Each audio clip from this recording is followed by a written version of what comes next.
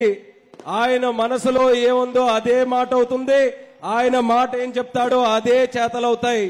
నటనలో, రాజకీయంలో, సేవా రంగంలో ఆయనే సాటి, ఆయనకి లేరు మరెవ్వరు కూడా పోటీ. మేము ఇప్పుడే యంగ్, కానీ ఆయన ఎప్పుడూ కూడా యంగే. నందమూరి వారసత్వంలో నటసింహంగా, చంద్రబాబు నాయుడు గారి నాయకత్వంలో ప్రజా నాయకునిగా, తెలుగు ప్రజల ఆశీస్సులతో లెజెండ్ గా, తెలుగుదేశం పార్టీ కార్యకర్తల అఖండ అభిమానంతో దూసుకుపోతున్న మన evergreen hero Nelakonda Bhagavanth Kesari, the one and only unstoppable Nandamuri Balakrishna గారిని వేదిక మీదకి విచ్చేసి మాట్లాడవలసిందిగా ఆహ్వానిస్తున్నాం.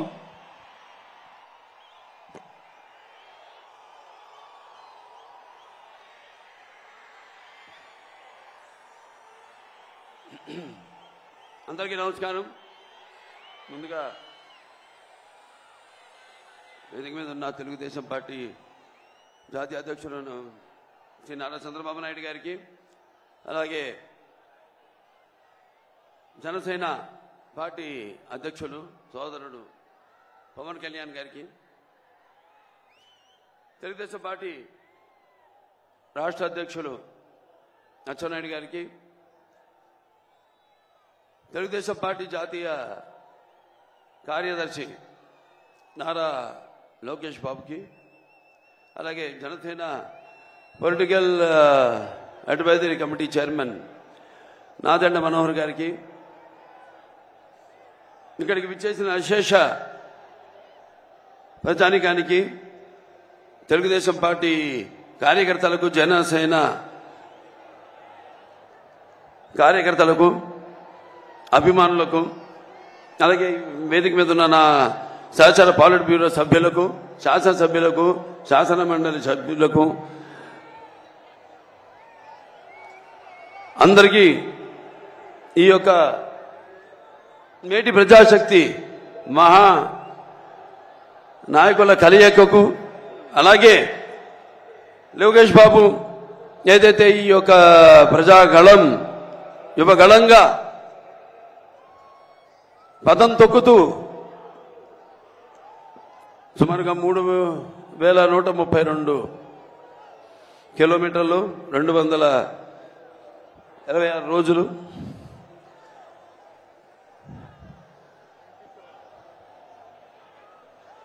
తన పాదయాత్రను కొనసాగిస్తూ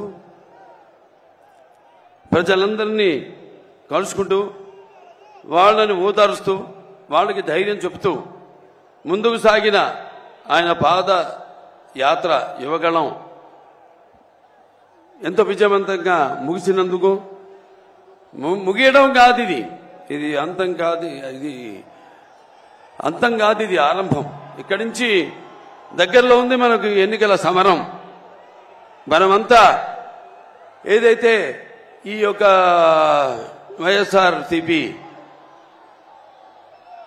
ఏదైతే పార్టీ అధికారంలో ఉందో వాళ్ళు చేస్తున్న దుశ్చర్యలకు, వాళ్ళు చేస్తున్న అక్రమాలకు, దౌర్జన్యాలకు తగిన గుణపాఠం యువతరానికి, అంటే మేము ముఖ్యంగా ఈ యొక్క యువ గళమన్నది, ఈ పాదయాత్ర అనేది యువతరానికి ప్రతినిధులు, నవతరానికి నాయకులు, భారతదేశపు మహాశక్తి అయిన యువతను ఉద్దేశించి ముఖ్యంగా చరిత్ర తెలుసుకోవాలి. ఆ చరిత్రలో నుంచి మనం ఎన్నో కఠిన సమస్యలను ఎలా ఎదుర్కొన్నాం, ఇంతకుముందు వాటిని ఎలా పరిష్కరించుకున్నాం. కేవలం ఒక పార్టీ కాదు, కేవలం లేకపోతే తెలుగుదేశం పార్టీ వ్యవస్థాపకులు నందమూరి తారక రామారావు గారే కాదు, ఆయన పిలుపుకి స్పందించి ఎంతో మంది జనమంతా కూడా కులాలకు, మతాలకు, వర్గాలకు అన్నిటికీ దూరంగా ఒక్కటై ఎలా ఆనాడు అప్పుడు యొక్క పరిస్థితులకి తగిన గుణపాఠం చెప్పి ఎలా వాళ్ళకు కావలసిన ప్రజా జవాబుదారీ ప్రభుత్వాన్ని వాళ్ళు అధికారంలోకి తెచ్చుకున్నారో తిరిగి యువతరానికి గుర్తు చేసేలా, వాళ్ళంతా నెమరేసుకునేలా ఎంతో విజయవంతంగా ఈ పాదయాత్ర సాగినందుకు లోకేష్ బాబుని అభినందిస్తూ, అలాగే ఈ పాదయాత్రలో ఆయనతో పాటు సైనికులుగా ఆయనకి అండగా ఉంటూ ఆయన మీద ఈగను కూడా వాలనివ్వకుండా ఎన్నో ప్రయత్నాలు చేశారు అడ్డుకునేందుకు. పాదయాత్రను చూసాం మనం. మైకులు లాక్కున్నారు. చివరకు కుర్చీ మీద నిలబడి మాట్లాడుతుంటే కుర్చీ కూడా లాగేసుకున్నారు. అటువంటి దుశ్చర్యలకు పాల్పడితే వాళ్ళంతా కూడా మరి ఆయనకి సైనికుల్లాగా ఉండి ఈ 26 రోజులు ఆయనకు అండగా ఉన్నారు. వాళ్ళందరికీ సుశిక్తులైన సైనికులందరూ కూడా నా అభినందనలు తెలియజేసుకుంటూ మరి నేను ఇక్కడ అంటే సమాజం మీద దేవాలయం ప్రజలే దేవుళ్ళు, అందులో నేను ఒక అర్చకుణ్ణి అని నినాదంతో ఆనాడు నందమూరి తారక రామారావు గారు తెలుగుదేశం పార్టీని స్థాపించడం జరిగింది. అంటే నటులు కేవలం సినిమాలకి పరిమితం కాదు. నటులు కేవలం రంగు వేసుకుని ప్రజలకి దూరంగా ఎక్కడో షూటింగ్లు చేసుకుంటూ కాదు. నేను వాళ్ళ సోదరుడు పవన్ కళ్యాణ్ని సినిమాల కంటే ఎక్కువ ఈ రోడ్ల మీద చూస్తున్నాను, సభల్లో చూస్తున్నాను. అంటే నేను చెప్పొచ్చేది ఏంటంటే సినిమాలే కాదు, మన ప్రతి ఆ సినిమాల ఫలితంగా మనకు వచ్చే ఆదరణ, అభిమానాన్ని నాన్నగారు ఎప్పుడు అంటుండేవారు, ఏ రుణం మనం పెట్టుకోకూడదని. అది రుణశేషం కావచ్చు, రుణశేషం కావచ్చు, అగ్నిశేషం కావచ్చు, శత్రుశేషం కావచ్చు. అలాగే నీళ్ల శేషం కూడా ఆయన ఉంచుకోలేదు. చివరికి ఏ మద్రాసు నుంచి అయితే ఆయన వచ్చారో తిరిగి ఆ మద్రాసుకు తాగునీటిని కూడా తిరిగి ఇచ్చారు ఆయన. అటువంటి మరి ఈనాడు మీ రుణం తీర్చుకోవాల్సిన బాధ్యత కేవలం నటులుగానే కాదు, మేము ఇద్దరం ఈ సమాజంలో పౌరులుగా అది మా బాధ్యత అని తెలియజేయడానికి మరి ఆనాడు సోదరుడు పవన్ కళ్యాణ్ గారు పార్టీని స్థాపించారు. జనసేన పార్టీని ఎన్నో ఏళ్ల క్రితం 2014లో 2008లో 14 అప్పటి నుంచి కూడా ఆయన పోరాటం కొనసాగిస్తూనే ఉన్నారు. ఇక్కడ ఫ్లోరైడ్ విషయంలో అయితేనేమి, ఇలా ఇప్పుడు ఇక్కడ రణస్థలంలో జరిగినప్పుడు కూడా అప్పుడు యువకులంతా కూడా స్పందించి ఆయన రాకను స్వాగతిస్తూ మరి ఎక్కడికి మేము ఎందుకు వలస పోవాలి, మేము పుట్టిన గడ్డ ఇది, తెలుగు జాతి మనది, నిండుగా వెలుగు జాతి మనది. ఎక్కడైతే మనం వాళ్ళంతా ఆనాడు చంద్రబాబు నాయుడు గారి యొక్క దూరదృష్టితో అటు ఐటీ రంగం అయితే సైబరాబాద్ సిటీ అయితేనేమి, లేకపోతే ఈ యొక్క ఎన్నో అభివృద్ధి పథకాలు తీసుకురావడం ముందుకి, అలాగే ఈ యొక్క మహిళలకు ఈ యొక్క డ్వాక్రా మొట్టమొదటిసారిగా దేశంలోనే ఈ పొదుపు స్కీమ్ తీసుకురావడం అయితేనేంటి, ఇటువంటి ఎన్నో కార్యక్రమాలు చేపట్టడం వల్ల ఆనాడు అందరికీ ఉపాధి కలగడం జరిగింది. మహిళా సాధికారత, వాళ్ళ కాళ్ళ మీద వాళ్ళు నిలబడి వంటిటి కుందేళ్లు కాకుండా వాళ్ళు కూడా సంపాదించి మరి వాళ్ళు కూడా మగవాళ్ళకి సమానంగా ధీటుగా బ్రతకగలిగే ఒక మంచి అవకాశాన్ని కలిగించారు. మరి ఆనాడు రామారావు గారు ఆయనకి చెప్పుకుంటూ పోతే ఆయన ప్రవేశపెట్టిన పథకాలు ఎంతో సుసాధ్యమైనవి, అలాగే సామాన్యులు ఎంతో అనుకూలమైనవి కూడా. మరి ఆయన అప్పుడు ఆనాడు ప్రవేశపెట్టిన పథకాలు మరి ఆయన అమలు చేస్తూ అలాగే అందరూ కూడా వాటిని అనుకరించేలా చేశారు ఆనాడు. అందుకే ఆయన పేదవాడి ఆకలికి అన్నగా, లేకపోతే జనం భవితకు ఒక తండ్రిగా, ఆయనకు అండగా ఉన్న మహిళలకు ఆర్థిక సహాయం చేసిన, స్వాతంత్రం కల్పించిన ఒక అండగా ఆయన శాశ్వతంగా మన గుండెల్లో నిలిచిపోయాడు రామారావు గారు. మరి అదే ఆయన బిడ్డ తెలుగుదేశం పార్టీని ఆయన కొరత, ఆయన అడుగు జాడల్లో అదే క్రమశిక్షణతో పార్టీని ముందుకు తీసుకెళ్లారు నారా చంద్రబాబు నాయుడు గారు. మరి ప్రపంచ దేశాలకి ఒక విజన్ కి ఆదర్శం నందమూరి నారా చంద్రబాబు నాయుడు గారు. ఇవాళ చూస్తున్నాం మనం రాష్ట్ర పరిస్థితి ఎంతో, అంటే ఒకటేమో ఒక సమర్థత లేని ప్రభుత్వం, ఒక చెత్త ప్రభుత్వం, ఒక రాజధాని లేని రాష్ట్రం, ఒక బాధుడు. ఇదేం కర్మ? మరి వైసీపీ అధికారంలోకి వచ్చాక ఈ యొక్క పోలవరం ప్రాజెక్ట్ ని 1 సంవత్సరం లోపు పూర్తి చేస్తామని బీరాలు పలికారు. తర్వాత 4 సంవత్సరాలు అయ్యాక కూడా ఇప్పటి వరకు దాన్ని పూర్తి చేయలేని చెత్త ప్రభుత్వము, ఒక చేతగాని ప్రభుత్వం ఉండడం మన రాష్ట్రానికి పట్టిన కర్మ. అలాగే అధికారంలోకి వచ్చాక ఈ 4 ఏళ్లలో వాళ్ళు చేసిన అప్పులు 10 లక్షల కోట్ల రూపాయలు. అభివృద్ధి ఏమో శూన్యం.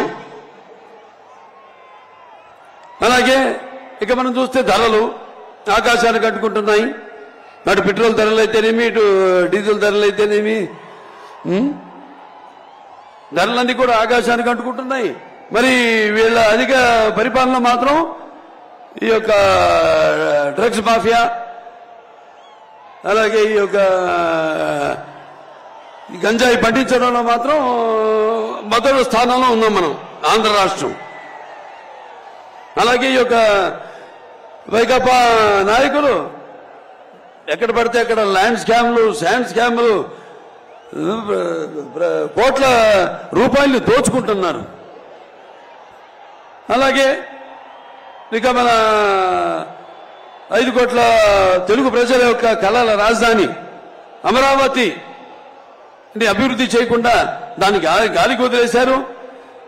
అలాగే ప్రజలు ఇదేమని ప్రశ్నిస్తే వాళ్ళని భయభ్రాంతులకు గురి చేసి వాళ్ళపై అక్రమ కేసులు పెడుతున్నారు. అలాగే మన అమరావతి రాజధాని కోసం భూమిని ఇచ్చిన రైతులు వాళ్ళు ఏదైనా ఉద్యమాలు చేస్తే, లేకపోతే చట్టాల్ని ఆదుకుంటే వాళ్ళని అడ్డుకుంటున్నారు. వాళ్ళు ఈ యొక్క ఉద్యమాన్ని కొనసాగకుండా వాళ్ళపై అక్రమ కేసులు పెట్టడం, వాళ్ళని కూడా అరెస్ట్ చేయడం జరుగుతుంది. ఇవాళ మనం చూస్తున్నాం అన్ని రంగాల్లో మనం వెనకబడిపోయాం. పరిశ్రమలు రావట్లేదు, యువతకు ఉపాధి లేదు. మరి ఈరోజు మనం ఆనాడు పొదుపు సంఘాలు ఏదైతే చంద్రబాబు నాయుడు గారు ప్రారంభించారో, మన ఆశా కార్మికులు కానివ్వండి, లేకపోతే మన డ్వాక్రా మహిళలు కానివ్వండి, వాళ్ళందరి పైన వాళ్ళకి ఎన్నో వాగ్దానాలు చేసి ఆ పాదయాత్రలో జీతాలు పెంచుతామని, టీఎల్ లేవు, డిఏ లేవు, అసలు మన పోలీసులకు వస్తే వాళ్ళకి అలవెన్సులు లేవు, ఏజెన్సీ అలవెన్సులు లేవు, ఏమీ లేవు. అందరిపై పెత్తనం చెల్లించడం, యథరాజా తథా ప్రజలాగా ఇక తప్పని పరిస్థితుల్లో అందరూ కూడా అటు అలా ప్రవర్తించాల్సిన ఒక పరిస్థితిని వాడు సృష్టించారు. ఇవాళ హిందూపురం ఉంది, నేను ఇక్కడ ఎమ్మెల్యేని. అక్కడ మేము ఒక ప్రభుత్వ ఆసుపత్రిని బ్రహ్మాండంగా కార్పొరేట్ లెవెల్లో దాన్ని అభివృద్ధి చేయడం జరిగింది. మరి ఈనాడు చూస్తే కుక్కలు, పందులు ఇవన్నీ తిరుగుతున్నాయి లోపల. డయాలసిస్ యూనిట్స్ పెట్టాం, 12 డయాలసిస్ యూనిట్స్.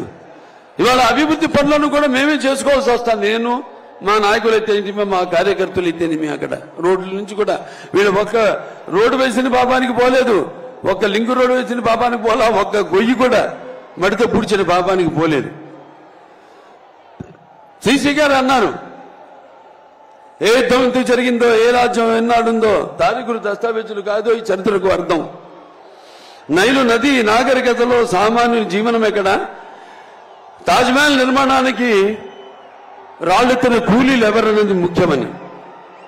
ఏ దేశ చరిత్ర చూసినా ఏముంది గర్వకారణం? ఈ మానవ చరిత్ర సమస్తం పరపీడ పరాయత్వం. ఏ దేశ చరిత్ర చేసినా ఏముంది? ఒక బానిసలుగా చేయడం ప్రజల్ని, అలాగే నరాంతకులు చరిత్రలో ప్రసిద్ధి గాంచడం అని. ఇవాళ అదే జరుగుతుంది మన రాష్ట్రంలో. ఒక సైకో ఇవాళ శునకపు సింహాసనంపై, కనకపు సింహాసనంపై శునకమన్న రీతిలో ఇవాళ పెత్తనం చలాయిస్తున్నాడు ఈ రాష్ట్రంలో. ఓ పని చేద్దాం, లేదంటే ఇవాళ చంద్రబాబు నాయుడు గారు వేసిన బీజం హైదరాబాద్ లో ఐటీ అభివృద్ధి కానీ, సైబరాబాద్ కానీ, లేకపోతే ఈ గ్రీన్ఫీల్డ్ ఎయిర్పోర్ట్ కానివ్వండి, లేకపోతే ఫ్లైఓవర్లు కానివ్వండి, వీటిలన్నింటినీ మిగతా ప్రభుత్వాలు ఏమీ వాటి జోలికి వెళ్ళలేదు. అభివృద్ధి పదం అభివృద్ధి అనేది జరుగుతూ ఉంటుంది. అది ఈ దేశంలో ఎక్కడైనా అభివృద్ధి జరుగుతుందంటే అది ఇక్కడ హైదరాబాద్.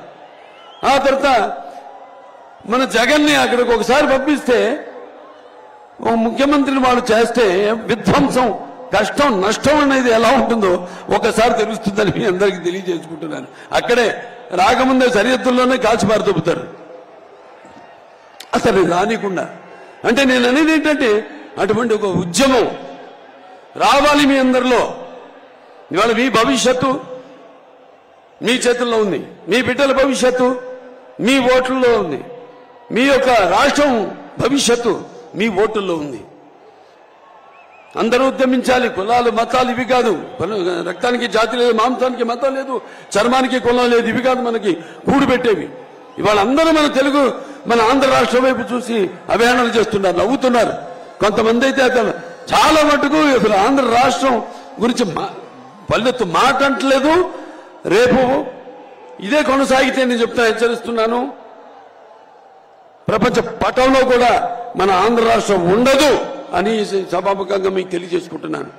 ఆనాడు ఎంతో మంది పొట్టి శ్రీరాములు గారు అయితే నీతి అమరజీవి అందరూ కూడా ఒక తెలుగు వారికి ఒక ప్రత్యేక రాష్ట్రం కోసం పోరాడారు.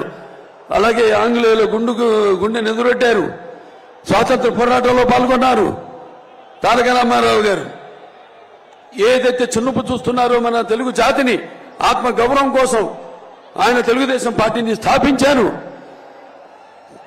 తెలుగు వాళ్ళకు ఒక గుర్తింపు తీసుకొచ్చారు. అలాగే మన చంద్రబాబు నాయుడు గారు తెలుగు వాళ్ళలో ఒక ఆత్మ విశ్వాసాన్ని పెంచారు. వాళ్ళ తెలివితేటల్ని ప్రపంచ వ్యాప్తంగా ఆయన తెలియజేశారు. మరి ఇప్పుడు పరిస్థితి వాళ్ళ చాలా దారుణంగా ఉంది. ఇక ఇక సమయం లేదు మిత్రమా, నిజమా వీరస్వర్గమా అని తేల్చుకునే పరిస్థితి ఇప్పుడుంది. అందరూ కూడా ఇదంతా గమనించండి. గమనించట్లేదని కాదు, గమనిస్తున్నారు. కానీ ఈ యొక్క ఉచిత పథకాల మాయలో పడవద్దు మీరు. ఎందుకంటే ఆనాడు చంద్రబాబు నాయుడు అంత అభివృద్ధి చేశారు. ఈ రోజు నేను చెప్పినట్టు రాష్ట్రంలో జరుగుతుంది ఏమీ లేదు. సర్వనాశనం, కష్టం, నష్టం. అది విద్యలో కానివ్వండి, వైద్యంలో కానివ్వండి, లేకపోతే గుడిలో కానివ్వండి, బడిలో కానివ్వండి, అన్ని విధాలుగా అన్ని రకాలుగా ఈ రాష్ట్రాన్ని సర్వనాశనం చేస్తున్నాడు ఈ సైకో. వాళ్ళలో కూడా ఉంది, వాళ్ళ పార్టీలో కూడా. ఇవాళ ఎంతో మంది ఎమ్మెల్యేలు వాళ్ళు కొంతమంది ప్రకటించడం జరిగింది. మరి ఎవరెవరో వర్గాలు వాళ్ళ సీట్లు మాత్రం మార్చలేదు. మీరు నమ్ముకున్నారు కొన్ని వర్గాల ఆ పార్టీని, వాళ్ళని మాత్రం మార్చారు. సో సామాజిక న్యాయం ఎక్కడ జరుగుతోంది అని నేను ప్రశ్నిస్తున్నాను. మీరు ఆత్మ పరిశీలన చేసుకోండి, ఏం జరుగుతుంది ఇక్కడ అన్నది. ఉద్యమిద్దాం అందరూ. ఆనాడు నేను చదువుకున్నప్పుడు నా పాఠ్యాంశంలో ఒక ఫ్రెంచ్ మహారాజు లూయి ద 16 ఇలాగే ఈ పిచ్చోళ్ళగే తాడపల్లికి అదే అతని సామ్రాజ్యం ఏదో కూపస్థ మండుకం లాగా కప్ప బావి తన ఉన్న బావే తన సర్వస్వం అనుకుంటుంది, తన ప్రపంచం అనుకుంటుంది. అలా అనుకుంటున్న అటువంటి ఆ లూయి ద 16ని బయటికి లాక్కొచ్చి జనం తల నరికారు. అప్పుడే మొదలైంది ఫ్రెంచ్ రెవల్యూషన్. అటువంటి పరిస్థితి వేళ ఇక్కడ ఉంది. మనమంతా కూడా మన హక్కుల కోసం ఏ ఒక్క ఛాన్స్ అని చెప్పి అధికారంలోకి వచ్చి మొత్తం అన్ని సర్వ వ్యవస్థలను నిర్వీర్యం చేశాడు. అందరినీ అంటే అటు యువతనైతే మీ పరిశ్రమలు రాకుండా, యువతకి చదువు రాకుండా ఈ గంజాయి ఏదైతే ఇవన్నీ ప్రవేశపెట్టారో వాళ్ళని వేలెత్తి ప్రశ్నించకుండా ఏవేవైతే అలా మత్తు పదార్థాలకి అలవాటు చేస్తున్నాడు. ఎలా ప్రజలు ఈ రాష్ట్రాన్ని వలస వెళ్ళిపోతున్నారు వేరే రాష్ట్రాలకు. ఇవాళ మరి కట్టిన తెలుగుదేశం అధికారంలో ఉన్నప్పుడు కట్టిన టిట్కోడ్లు ఉన్నాయి, అవన్నీ ఎవరికి పంచిపెట్టలేదు. ఏదో టైం టేబుల్ మాత్రం ఒకటి ఇచ్చాడు, ఈ నెల ఈ జిల్లాల్లో టిట్కోడ్లు మేము అందరికీ పంచుతామని. ఇప్పటిదాకా ఒక్క ఇల్లు పంచిన పాపానికి పోలేదు. ఎవరు చెప్పాను నేను చాలా సందర్భాల్లో. ఇప్పుడు ఇచ్చినా కూడా మీరు వెళ్లే మీరు నివాసయోగ్యమైన ఇల్లు కావని, దయచేసి వెళ్ళకండి, తీసుకోకండి ఇల్లు. అతనికి కావాల్సింది అతను చూపిస్తుందంతా బూటకపు ప్రేమ. మళ్ళీ ఎలక్షన్లు వస్తున్నాయి, బోల్డని పథకాలు అందరికీ ప్రకటిస్తున్నాడు. ఇదిగో మళ్ళీ వచ్చాక కాదు, ఇప్పుడున్న ఇప్పుడు అయిపోతున్నాయి, ఇంకా 3 నెలల్లో ఎన్నికలు రాబోతున్నాయి మనకి. ఈ ఉన్న 5 సంవత్సరాలు ఎక్కడ చచ్చాడని, ఏం చేశాడని, ఎవరిని ఉద్ధరించాడని. ఈ రైతులు ఏదైతే అమరావతి రైతులు వాళ్ళ భూముల కోసం ఉద్యమిస్తున్నారో వాళ్ళందరినీ పెయిడ్ ఆర్టిస్టులు అన్నాడు. మరి మొన్న ఇక్కడ విశాఖపట్నంలోనే ఈ యొక్క కన్వెన్షన్ జరిగింది, ఈ యొక్క ఇండస్ట్రియల్ కన్వెన్షన్, పరిశ్రమల కన్వెన్షన్ జరిగినప్పుడు మేము అడిగాం, అసెంబ్లీ సాక్షిగా అడిగాం, ఏమయ్యా ఎంతమందితో ఎంఓయూ అయింది, ఎంతమందితో అగ్రిమెంట్ అయ్యారు మీరు, దానివల్ల మన రాష్ట్రానికి ఎంత రాబోతుందని అడిగితే దానికి జవాబు లేదు. అది ముందు ప్రవేశపెట్టలేదు మా సభ్యుల ముందు. సో ఇలా గమనించండి అందరూ. మరొకసారి ఈ యొక్క ఉచిత పథకాల మాయలో పడి మీ యొక్క తెలివిని, మీ జ్ఞానాన్ని, మీ విజ్ఞానాన్ని మీరు పాడు చేసుకోకండి. ఇక మనం భయపడాల్సిన పని లేదు. నేను చెప్పాను, అందరం మనం ఉద్యమిద్దాం. ఇవాళ జనసేన పార్టీ అలాగే తెలుగుదేశం పార్టీ కలిసి ఉమ్మడిగా ఈ యొక్క మహాప్రజాశక్తుల ఈ యొక్క కలయిక. ఇవాళ బ్రదర్ని నేను అభినందిస్తున్నాను. ఆయనకి నాకు చాలా స్వరూపాలు ఉన్నాయి. ఆయన ముక్కుసూటి మనిషి, నేను ముక్కుసూటి మనిషి. ఏమున్నా కూడా కుండ బద్దల్లో కొట్టేటట్టు మాట్లాడే స్వభావం అది. ఎంతకైనా తెగిస్తాం. ఇక ముందు మేము తప్పకుండా ఏదైతే లోకేష్ బాబు చేపట్టిన ఈ యొక్క యువగణం పాదయాత్ర స్ఫూర్తి ఏదైతే యువత పొందారో, వాళ్ళకు ఒక నమ్మకం కలిగిందో, ఈ అన్ని సంగమాలన్నీ కూడా కలిసి సంగమించి రేపు రాబోతున్న ఎన్నికల్లో తిరిగి మనకు పునర్వైభవం మనం తీసుకురావాలని, మన జాతికి అయితేనేమి, అలాగే మన భవితకు అయితేనేమి, మన పిల్లల భవితకు అయితేనేమి, మన రాష్ట్ర భవితకు అయితేనేమి, మనందరం కూడా కలిసి ఉద్యమిద్దాం, విజృంభిద్దాం. ఎవరు అడ్డు వస్తే ఎటువంటి సమాధానం చెప్పాలో చెప్తామని ఈ సభాముఖంగా తెలియజేసుకుంటూ మీ అందరి నుంచి సెలవు తీసుకుంటున్నాను. జై తెలుగుదేశం, జై ఎన్టీఆర్, జై చంద్రబాబు నాయుడు.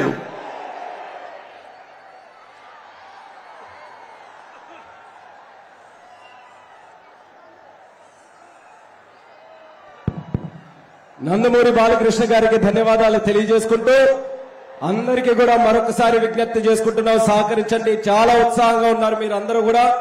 తర్వాత యోగలానికి సంబంధించి ఒక ప్రత్యేక వీడియోని ఏర్పాటు చేశాం, అది ప్లే చేయవలసిందిగా కోరుతున్నాం.